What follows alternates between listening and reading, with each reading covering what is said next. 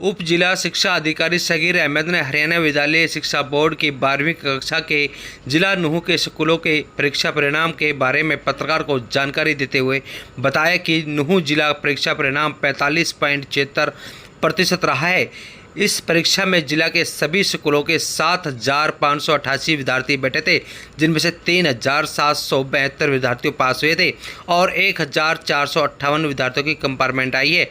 उन्होंने कहा कि जिला प्रशासन ने इस बार निष्पक्ष एवं पारदर्शी ढंग से बोर्ड की परीक्षाओं का आयोजन करना सुनिश्चित किया था। बोर्ड की परीक्षा में सख्ती के साथ साथ नकल रहित परीक्षा करवाने में प्रशासन ने काफ़ी सक्रियता के साथ कार्य किया गया था। अब जो परिणाम आया है वह ईमानदारी के साथ मेहनत करने वाले विद्यार्थियों के लिए अच्छा है। भविष्य में विद्यार्थियों की ओर से मेहनत करनी होगी और नकल जैसी प्रवृत्ति से बचना होगा। शिक्षा विभाग इस वर्ष शुरू से ही मॉनिटरिंग व्यवस्था को मजबूत करने का काम करेगा। पीटीएम पर अधिक ध्यान दिया जाएगा तथा अभिभावकों को भी बच्चों पर अधिक ध्यान देने की प्रेरित किया जाएगा। विद्यार्थियों को समय समय पर मोटिवेट किया जाएगा। जो भी कमियां रही हैं उनको दूर करने का पूरा प्रयास किया जाएगा। आपको बता दें कि अब की बार नकल नहीं होने के कारण मेवात का सबसे कम प्रतिशत आया है। आपको बता दें कि 22 नंबर पर मेवात आया है। कहीं ना कहीं शिक्षा विभाग की इसमें कमी नज़र आ रही है। वहीं बता दें कि लव से तो लंबे लंबे दावे किए जाते हैं शिक्षा विभाग द्वारा, लेकिन अब जो परिणाम आया है वो साफ बताता है कि कितनी बच्चों के ऊपर मेहनत की जाती है। अपने क्षेत्र की हर छोटी बड़ी खबरें देखने के लिए हमारे चैनल को सब्सक्राइब करना ना भूलें। के नतीजे आज सामने आए हैं।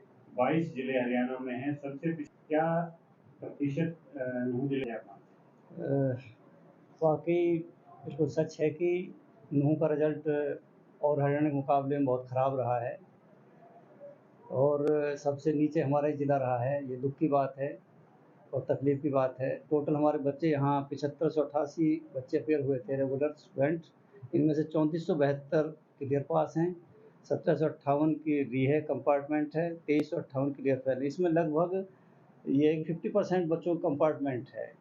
एक दो पेपर ख़राब होने की वजह से, क्योंकि एक पेपर पे री आती है, तो रिजल्ट तो वाकई भी ख़राब है। और इसका कारण मेनली ये कि यहाँ रेगुलर जो अफसर्स थे वो इन्हीं के ऑफिसर्स यानी कि उनकी कमी रही है। पहले इन्हीं के अकेले चहल साहब थे, वो 4 इन्हीं के फैकल्टियाँ DO, DWO, डाइट, DPG उन्हीं का कार्यभार देखते थे। उसके बाद इन्हीं का भी जो हमारे DO साहब हैं, इन्हीं के जनवरी 23 दिन तो बगैर इन्हीं किसी अफसर के ज़िला रहा और उसके बाद आए तो उसके बाद इनके पास भी चारों चार्ज रहे। जो ये तो मॉनिटरिंग जो होनी चाहिए थी ना विद्यालयों की, वो नहीं हो सकी। प्रॉपर एक मॉनिटरिंग होती है, उसका एक असर होता है। तो आगे नहीं कोशिश करेंगे। मैंने अभी ज्वाइन किया है यहाँ कि भाई हम मॉनिटरिंग को बढ़ाएंगे और बच्चों को भी, यहाँ बच्चों की थोड़ी एब्सेंस की भी यानी कि है कि भाई यहाँ बच्चे रेगुलर नहीं आते, तो उनको मोटिवेट करेंगे उनके माँ बाप से, इनके PTM करके या SMC के माध्यम से बच्चे रेगुलरली आएँ। और हाँ, तीसरा फैक्टर ये भी है कि यहाँ अध्यापक भी कम रहे हैं। लगभग 55% यानी कि स्टाफ की कमी रहती है हमारे यहाँ मेवात में।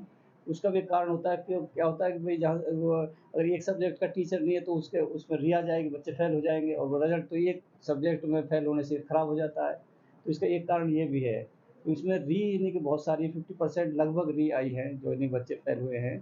तो इसका आगे हम कोशिश करेंगे कि भाई मॉनिटरिंग बढ़ाएँ और लोगों को मोटिवेट करें, बच्चों को थोड़ा सा और मोटिवेट करें और अध्यापकों को एडजस्टमेंट इस तरह करने की कोशिश करेंगे कि भाई वहाँ कोई ऐसी कमी ना रहे, ताकि एडजस्टमेंट ये पूरा इनके कवर हो जाए। बच्चे इनके ऐसे ना रहे कि वो सब्जेक्ट को पढ़ाने वाला ही ना रहे। तो इस तरह से कोशिश करेंगे कि चाहे अप्रूवल लेनी पड़े डायरेक्टरेट से कि भाई, और हमें क्योंकि डेप्यूटेशन की पावर नहीं होती, तो उसके लिए हम चाहे एडजस्टमेंट करनी पड़े और अप्रूवल लेनी पड़े कि जहाँ अध्यापक कमी हो दूसरे स्कूलों में जहाँ मतलब काम चलाने पहले नहीं प्रॉपरली नहीं, कम से कम क्लासेज यानी कि प्रॉपर वे में लगें, इसके लिए कोशिश करेंगे। और वाक़ई ये तो कभी की बात है कि हमारा रिज़ल्ट ख़राब आया, लेकिन आगे हम इस साल यानी कि ज़रूर शुरू से ही स्टार्टिंग से ही कोशिश करेंगे कि हमारा रिज़ल्ट इस साल के मुकाबले में अच्छा है और हमारा हरियाणा में मतलब नीचे की पोज़ीशन ना रह कर के मतलब अच्छी पोज़ीशन ही प्राप्त कर सकें। भी आप देखते हैं? देखो, वो से जोड़ना मतलब ठीक नहीं है, क्योंकि देखो नकल से तो ये नहीं कहते कि नकल से बच्चे पास किए जाएँ, वो तो हम कोई भी नहीं चाहता। एजुकेशन डिपार्टमेंट नहीं चाहता कि नकल से बच्चे पास हों। हो सकता है उसको कुछ प्रभाव रहा हो, लेकिन हम उसको पॉज़िटिव चीज़ नहीं मानते, उसको सही नहीं मानते कि नकल से बच्चे पास हों। हम तो चाहते हैं बच्चे अपने मेहनत से पास हों, हमारे अध्यापक की मेहनत से पास हों। तो उसके लिए अच्छी बात थी कि भाई ये नकल पर प्रतिबंध लगा, तो इससे नहीं कि थोड़ी सी जागरूकता भी होगी। जो लोगों में भ्रांति थी कि भाई नकल से पास हो जाते हैं या ऐसे पास हो जाते हैं, तो वो भी दूर हो जाएगी, ताकि बच्चे और अब इस बार शायद उम्मीद है कि मेहनत से पढ़ेंगे और अध्यापक भी ज़्यादा मेहनत करेंगे। रिक्तियों को लेकर के या फिर आपने और सारी कई सारी कमियां गिनाई अधिकारियों की पत्राचार हो। अभी तक तो खैर पता चला, लेकिन अभी को क्लास 1 की भी लिस्ट आनी है बहुत जल्द ही। बीओज की लिस्ट भी बिल्कुल यानी कि आने की बिल्कुल संभावना है।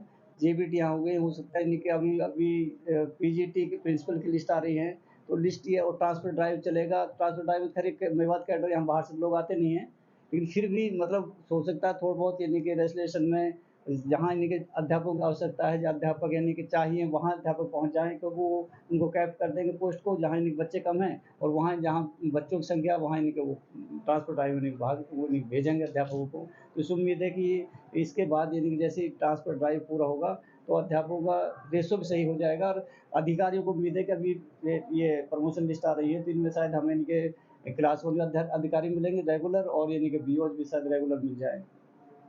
क्या रहा है, कैसी उम्मीद आप 10वीं के परीक्षा परिणामों को लेकर?